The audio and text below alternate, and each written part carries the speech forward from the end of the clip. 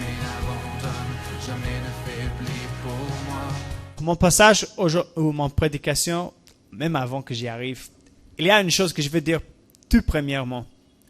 Il faut que nous constatons ici que Jésus est ressuscité. D'accord? On le voit clairement. J'espère que ça, c'est les premières choses. Tout ce que je vais vous dire aujourd'hui n'aura pas de sens ni de l'importance si Jésus n'est pas physiquement ressuscité. C'est un fait historique. Le reste de mon sermon a 3 points. D'accord? Le premier, c'est que Jésus poursuit les indignes. Deuxièmement, les bénédictions de Dieu. Ici, la paix, la vie et une mission. Troisièmement, la bonne réponse à Jésus. D'accord? Lisons encore verset 19. Qu'est-ce que les disciples sont en train de faire en ce passage? Ils ont peur. Ils ont peur. L'auteur a dit explicitement à cause de peur qu'ils avaient des Juifs. Certains pensent même, on dit que les disciples sont des lâches. Ils sont des lâches. Et ce n'est pas seulement maintenant. Ça nous rappelle aussi ce qui s'est passé il y a 3 jours avant. Oui, dans le jardin de Gethsemane. Qu'est-ce qui s'est passé? La foule est venue pour prendre Jésus et les disciples, ils sont restés avec Jésus très fidèles, tous. Non, ils ont abandonné Jésus. Dans la culture traditionnellement africaine, on comprend ce principe un peu de plus. C'est presque la relation de Mbwana avec quelqu'un qui lui sert, ou peut-être le Mwami. D'accord? Un bon disciple de ce Mwami, de Mbwana, il fait ce que celui-là lui demande à faire. Même s'il ne comprend pas, même s'il n'est pas d'accord avec ça, il le fait quand même. Mais on sait tous, les disciples ici n'ont pas agi en bons disciples. Ils n'ont pas du tout, d'accord? Ils sont des lâches, ils ont peur des Juifs. Et Jésus les poursuit. Dieu, au fait, il nous poursuit de même.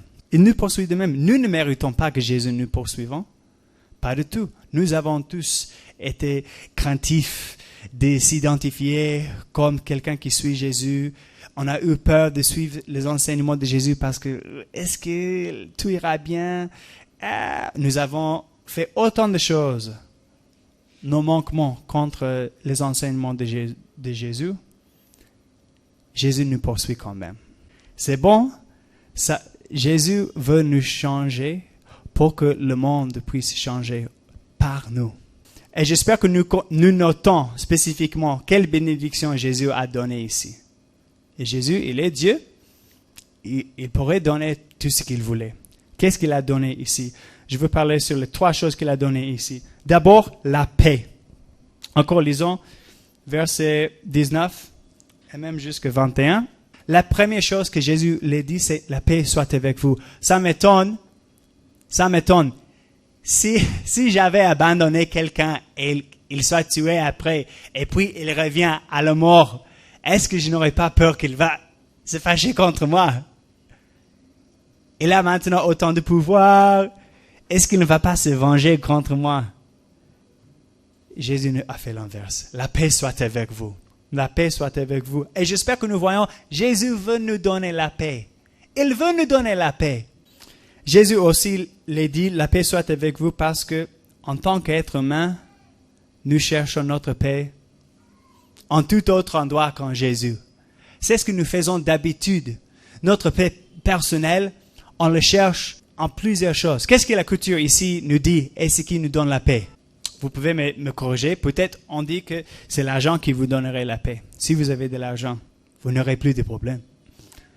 Peut-être si vous avez, quand même pouvoir, vous n'aurez plus de problèmes. Vous aurez une paix. Certains disent que si vous pouvez seulement, si je peux vivre à l'étranger, là j'aurai finalement une paix. Ou si je peux avoir quand même une grosse maison, plus grosse voiture peut-être. Ou peut-être simplement un mobile. Si seulement je peux avoir un mobile. Ou un mobile plus puissant. Ou un patron qui me prendra en charge. Ou un boulot. Nous cherchons notre paix en ces choses. Et on se trompe. Pourquoi? Parce que ces choses ne peuvent jamais nous donner la paix.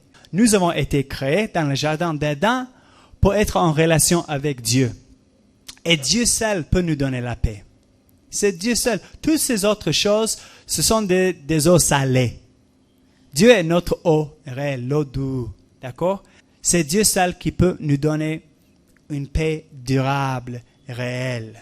Durable et réelle. Pourquoi est-ce que je dis ça? Parce que cette paix est basée sur qui est Jésus et qu'est-ce qu'il a fait. Et cela ne change pas. Aussi longtemps que je cherche ma paix dans les richesses, je serai en quête si peut-être il y a une menace à mes richesses. Si je cherche ma paix en mes enfants, je serai en quête lorsqu'ils sont malades. Je serai en quête si je pense que peut-être quelque chose leur arrivera. Mais les vérités sur Jésus ne changent pas. Mais ce n'est pas tout ce qu'il a donné. Il a aussi donné la vie. N'est-ce pas? La vie. C'est tellement lié à ce que je viens de vous dire. Pourquoi est-ce que nous avons alors une paix? Parce que Jésus a résolu nos grands problèmes de mort. Oui, nous étions, pendant que nous sommes dans nos péchés, nous sommes morts spirituellement. Et nous attendons en mort éternelle aussi. Et Jésus a résolu ces deux problèmes. Je viens de vous expliquer ça. Jésus a donné la paix. Oui, c'est ce qui est écrit aussi dans le verset 31. Il y a la vie dans le nom de Jésus. En Jean chapitre 5, versets 11 et 12, dit simplement que celui qui n'a pas le Fils, alors Jésus, n'a pas la vie. Il y a la vie en Jésus. Et c'est seulement en Jésus. C'est aussi pourquoi Jean l'a dit. Cette vie n'est pas en Mohammed, ce n'est pas dans les ancêtres, ce n'est pas dans l'église, ce n'est pas dans le pasteur, ce n'est pas dans le bishop, je ne sais pas qui, ce n'est pas dans les Nations Unies, ce n'est pas dans les richesses. Cette vie est seulement réelle et trouvée en Jésus. Troisièmement, Jésus nous donne une mission. Certains ne veulent pas avoir une mission. Certains dans la culture nous disent que la bonne vie, c'est une vie luxe, aisée, où je ne fais rien que manger et m'amuser. Cela n'est pas du tout la vision biblique de la vie.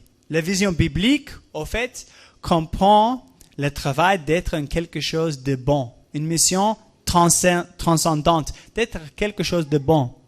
Je vous ai dit que Dieu poursuit les indignes. Jésus offre ses bénédictions, mais ces bénédictions, au fait, ne sont pas pour tout le monde.